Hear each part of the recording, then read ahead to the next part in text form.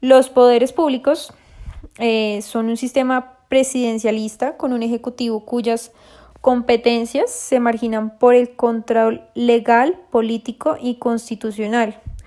Un legislativo que se mantiene en su forma bicameral, pero sin circunscripciones electorales distintas para cada una de sus cámaras. El Estado descentralizado y con autonomía de las entidades territoriales, pero articulado al interior de un Estado unitario. Un poder de control fiscal sometido a la legalidad en la asignación y ejecución de los recursos públicos, pero también a los resultados. Hay una banca central autónoma e independiente, pero sujeto a objetivos macroeconómicos del Estado. Hay un sistema de reforma constitucional variado. En uno de sus versos, Paul Valéry escribió: lo más profundo del hombre es la piel.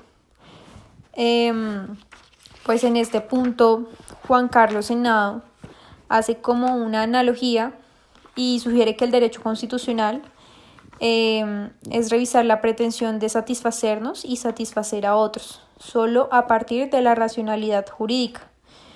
El derecho como dispositivo de juzgar es incompleto si no se integra una disposición a comprender la condición humana que se somete a juicio. Ninguna propuesta de organización social concebida desde los intereses más generosos como el comunismo, el fascismo o el capitalismo ha logrado y no podrán desvanecer al individuo.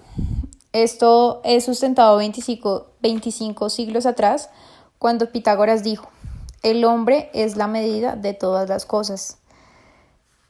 Trayéndolo al presente, para el 2011 se afirma que la mujer, el niño, el homosexual, el negro, el indigente, cada uno es medida de todas las cosas. El hombre es medida de todas las leyes que protegen los derechos humanos. Lo anterior cobra sentido si aceptamos que los derechos de las personas son argumento de la legitimidad de las ciencias jurídicas como herramienta al servicio a la vida de los individuos. Los derechos humanos son potestades de las personas. Este capítulo también nos habla que no habrá otra constitución como la de 1991. Según Antanas Mockus, la constitución del 91 puso un lenguaje común para los colombianos, con conceptos de la tutela y la participación ciudadana. También hubo avances en la dirección de la tradición socialdemócrata. Se introdujo la diferencia entre el mero Estado de Derecho y el social de derecho, y se adoptó con entusiasmo el segundo de estos. Pero también se facilitó que los servicios públicos se pudieran ser presentados por particulares. En salud se prefiguró así la que desarrollaría la Ley 100, que tan costosa ha resultado para la sociedad colombiana. Así, aunque la Constitución no nos ha podido curar plenamente del todo vale, se evitó que a Colombia la catástrofe que hubiera sido un tercer periodo del presidente Álvaro Uribe Vélez. La Constitución del 91 también multiplicó el poder del ciudadano, amplió los mecanismos de participación ciudadana, redujo también dramáticamente las ventajas otorgadas a los políticos impulsos, el imaginario de un Estado nacional y local al servicio del ciudadano, obligando a responder a las necesidades más críticas de los ciudadanos, a rendir cuentas y atender con la misma diligencia y eficacia a los diversos ciudadanos.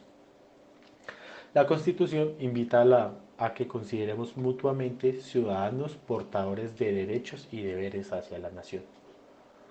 También la Constitución colombiana es universalista, al incorporar como parte de ella convenciones internacionales como la que establece los derechos de la niñez y la adolescencia, lo que es al prohibir la pena de muerte. La cuestión más compleja de valorar es, por supuesto, la introducción del artículo 35, que prohibió la extradición. Según Antanas Mockus, la modificación de un artículo de la Constitución de un país por presión terrorista es la meta más ambiciosa que puede fijarse, el terrorismo. La Constitución de 1991 y sus primeras aplicaciones se hicieron bajo la sombra del Nos habla de las narcoterrorismo. batallas que han fortalecido la Constitución. Según Manuel José Cepeda Espinosa, en 2 décadas la Constitución creció, pasó de ser un documento escrito para transformarse en un cuerpo viviente, sujeto de cariño de los colombianos que viven protegidos bajo su amparo. La Constitución del 91 ha sido desafiada por muchos y pese a que han intentado modificarla, ninguna reforma constitucional ha logrado quebrarle una vértebra a la Carta del 91. Esta Constitución ha superado diversos retos. Uno de los retos más grandes ha sido poder navegar en medio del narcoterrorismo. Y a pesar que hoy en día el narcotráfico sigue, los carteles que amenazaban al Estado se acabaron. Otro ha sido el proceso 8000 y la polarización presente en los debates resueltos con la Carta, dando como resultado que vencedores y vencidos aceptaron los veredictos de la Corte Constitucional. También los tiempos del Caguán, la Constitución y la recesión económica. Otro gran problema que ha superado es el proceso de reinserción de los paramilitares. De nuevo, estos veredictos judiciales fueron acatados, demostrando la legitimidad de las altas cortes. No obstante, se insistía que la Constitución hacía ingobernable a Colombia y que el Ejecutivo había sido debilitado. Bajo la Carta del 91, las fuerzas militares y policiales han tenido sus mayores éxitos en su historia. El último reto ha sido cómo armonizar dos restricciones, las constitucionales y las presupuestales. Los fallos judiciales han encontrado manera de valorar su impacto económico, dándoles al Congreso y al Ejecutivo plazos razonables. El Congreso recientemente reorientó la inclusión del criterio de la sostenibilidad fiscal en la Constitución, ya que no se puede interpretarse para menoscabar los derechos, reducir su alcance o impedir su aplicación.